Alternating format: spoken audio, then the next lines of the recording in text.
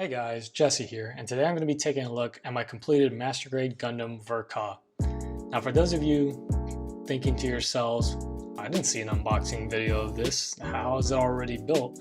Did I go crazy? Did I miss this video or something? Well, don't worry, you're not crazy, I can assure you that. I didn't make an unboxing video for this guy, just because I wanted to take a little break from YouTube to sort of avoid burnout with a combination of Gunpla and YouTube. And so I just got this guy, built him up, painted him up, and here he is all completed. I also wanted to try a new weathering technique, which I'm very pleased with. I'll talk more about it here in a second, but yeah, this was a really fun kit to build. I've wanted this kit for a very long time. I have this thing of wanting kits that are the first of something, so this was the first Verka. For example, I want the RX-78-2 because it was the first real grade, so stuff like that I'm kind of into. I'm not really looking to get every version of the original Gundam, but this Verka I've wanted for a very long time, and it was a very fun build. Pretty dated at this point, but the Verka design and the Verka take on the original Gundam, it's kind of timeless. People really like this version of the original Granddaddy Gundam. There's just enough things changed without making it look too crazy. It's a very middle of the road kind of compromise between realism and anime accuracy. So let's go ahead and get them spinning here and talk about what I did and some of the colors I used. So this kit is completely painted. You're not seeing any bare plastic here whatsoever. I even painted the inner frame. Let's just go over the colors I used. So all the paints I used for this kit were Vallejo Model Air paints. For all the gray and the inner frame and everything, I used gray violet. The white, I used white, which is this really nice sort of slightly darker white. They actually make a color called off-white, which is a little bit darker than this. It didn't really fit what I wanted, but this is a nice sort of middle ground between pure white and off-white. For the red, I used fire red. For the blue, I used steel blue. And for the yellow, I used yellow. So as you can see, I picked a darker color scheme for this guy. Didn't really change up the colors in terms of its color palette, but I wanted it to look a little more worn and realistic because the Kotoki design is a little more realistic design. As for colors that I changed, I actually changed the little caps here on the knees and ankle and elbow there to gray. They're actually supposed to be white, and they actually give you that option to use either gray caps or white caps, because the gray caps here are actually left over from the Master Grade GM Kai, which is the older GM kit. Because this kit, although it was the first Verka and it was new, it wasn't actually entirely original. It shares a lot of parts from the GM Kai. So you do have some leftover parts, which I'll show later, but this is one of them. You get to choose between gray caps or white caps. Now, even though I painted them, I don't think it really would have mattered if I used the white caps or the gray caps, but I guess I just thought that painting gray on gray would have been a little bit easier. And for the shoulders there, those are meant to be white, those sort of vents there. I changed them to gray, and the verniers here on the side, I masked off and changed them to gray because they were originally white. Same thing with the vernier here in the crotch, that's also supposed to be white. Went ahead and changed that to gray. Otherwise, everything else is the same, didn't really mess with the color placement, and I'm pretty pleased with it. As for my weathering here, I did want to try a new weathering technique that I learned from the great Lincoln Wright, otherwise known as paint on plastic here on YouTube. Basically, I wanted to try a new chipping technique, and in his tutorial, he took a large flat brush, dipped it in brown, or you could use black or silver or whatever color you want to chip with, and take the flat side of the brush and just dab on the sharp edges of the kit. And I'm really pleased with the way this came out. This is the sort of subtlety I was looking for. I think I could have done fewer chips on this guy, just sort of tone it down a little bit, but the actual effect of the chips look really nice. They don't look great close up, but from far away, they look fantastic. And then I went ahead and used some watered down brown to create some streaks. And and then use some Tamiya Weathering Master to add some black soot here and there, just to highlight some parts a little bit. And then I just dry brush silver on the darker parts, the gray and the blue and red and all that. So again, really pleased with the way this guy came out. I think this might be my best paint job, you know, kit, build, whatever you want to call. So I'm quite pleased with it. I can still improve, of course, and there are still places on here that I could have done better, but overall, very pleased with this kit. Now, talking about the build, it was a very easy build. This is a dated kit, so there's not too many pieces, but it went together really well. Again, the design is so cool that the build itself is just sort of enjoyable because of that fact. What's cool is you get some cloth kind of mesh wrapping here for some pipes back there, just like the Master Grade Mark II. And there aren't really any seam lines on this guy except for a couple of places. There's one going across the head this way, which I went ahead and got rid of course. And there's one on the back of each arm. Aside from that, no other seam lines on the Gundam itself. When it comes to the weapons, we'll talk about that later. But otherwise, yeah, good kit, really fun build. And again, because of the interesting design and interesting take on the classic Gundam, it just kind of makes the build a little more interesting. I'm not actually going to get close up to this kit and talk about the articulation just because I'm really afraid of scratching the paint, and I really do like how this guy came out, so I don't want to ruin it. And plus, this is the pose I'm going to have him in, just standing there looking big and awesome with a couple of his weapons. But know that the articulation is dated, it's old. The elbow or the shoulders don't have any articulation, they're just on there with a peg. The legs don't really, there's some moving pistons in there, but you're really only going to get a double bend there with no armor separation, and the hips are on ball joints, so you know how I feel about that. That's always bad. So the articulation isn't a highlight of this guy. You're mainly getting it for the unique design. Plus, I think he looks great just standing there. So I stopped him spinning here because I want to talk about the extra stuff you get and the accessories now. So I actually want to start off with the decals. You don't get water slides with this guy. The first Verka didn't come with water slides. He came with dry transfers and stickers, just like all Master Grades used to. So you do get a lot of extra ones, which are really nice. Some white-based stuff and some EFSF stuff. So definitely hold on to those. And of course, the Verka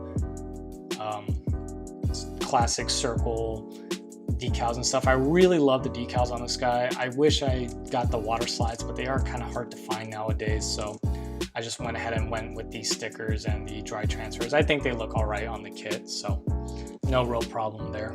Here are some extra parts that you get with the kit. Here are the white caps that I mentioned earlier, and you also get almost a full core block from the GM Kai.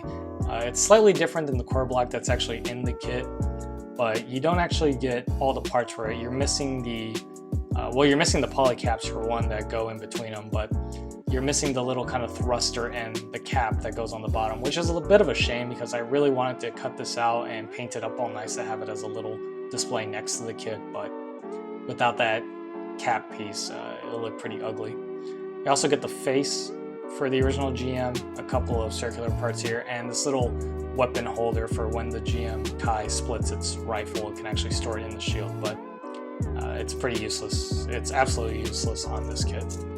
You get good old SB1, a couple of Beam Saber effect parts. Beam Sabers are of course stored up there on the backpack, so not going to be using these, so I'll just save them for later. Next, I want to talk about the core fighter here, actually. So as you can see, I didn't paint this at all. These are the colors that you get with the kit. Fortunately, this uses all the colors you get with the kit, so you can see how the original gray, blue, red, white looks like. Actually, you don't have yellow on this guy, so you don't get to see that. But otherwise, this gives you a pretty good idea of how bright the colors are on this guy. The cool thing about this particular core fighter is the landing gear here are actually 3 separate parts as opposed to like one large clear part that they include with like the 3.0. So it's a little more realistic, and you have to do some painting here to paint the sort of flaps red and blue and all that, but pretty nicely detailed core fighter. I'm gonna wait to paint a nice 1/100 scale core fighter when I get the 3.0. because the pilot in here is incredibly flat and has zero detail, and overall the part separation on the 3.0 is a lot nicer and it'll be easier to paint. But again, this is a really nice core fighter. It does transform into your core block just like any other core fighter. So of course you're just going to fold up the wings here, push in the nozzle, and then fold it down, and then that of course can go into your Gundam just like normal, just like every other RX-78-2. Next up, you get a couple of articulated hands here. These are the old 3-1 thumb hands with no peg in the center and a nice seam line that goes down the middle there. Nicely enough, they actually give you a fist for the left hand and a trigger finger for the right hand, but that's it. That's all your hand options you see here. So kind of strange that they only give you one fist and one trigger finger, but it's better than nothing, and I much prefer these posed hands over the old movable Master Grade 1.0 hands. Next up, you get a shield connector for the back of the arm. Currently I have the one that puts the shield on the side of the arm, which I much prefer. But you have the option here. And you can plug the shield on either arm. Then you've got a little 1/100 scale pilot. Now this is kind of disappointing. Both this and the seated pilot, which I have here, I didn't actually put them in the Gundam because these are gym pilots. They're not Amuro Ray. So I didn't really want to use this seating pilot, and this is just a generic pilot. So I'll keep these for later.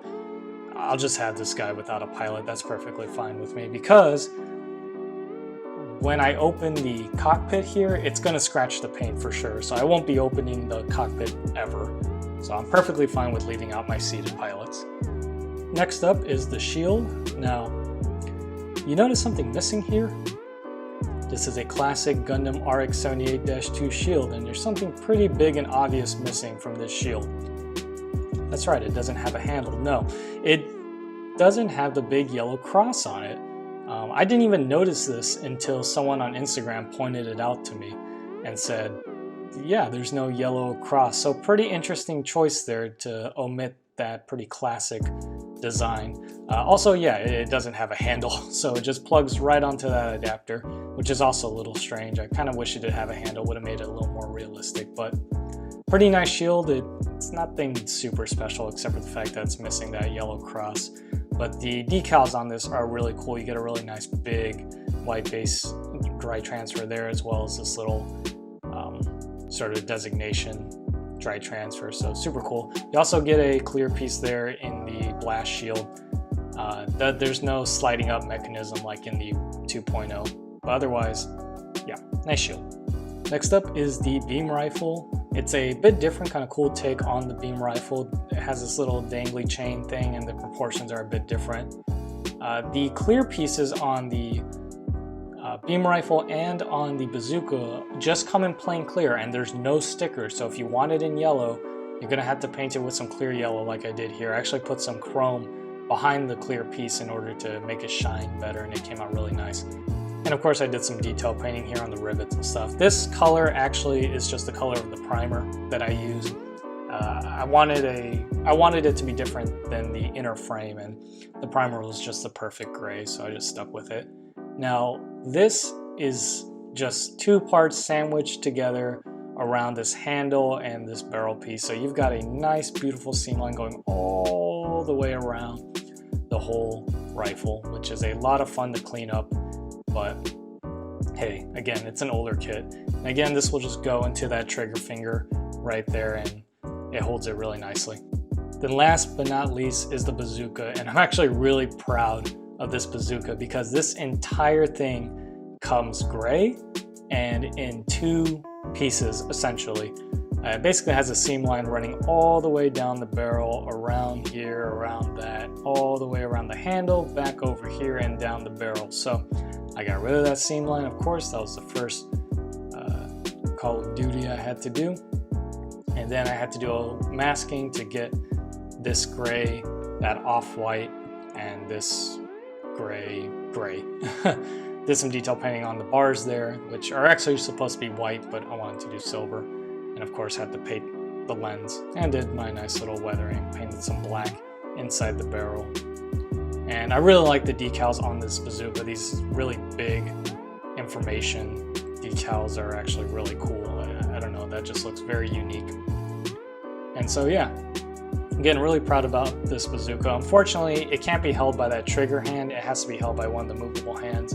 I'm just going to have it stored in the back of the Gundam, which is just this little flap that opens up, and you have to hold it in there purely by friction, which kind of sucks because it's going to scratch the paint here, but I haven't put it in yet because that's the last thing I'm going to do. It's going to be displayed with the bazooka stored. I'm not going to be using the bazooka, even though I spent so much time on it.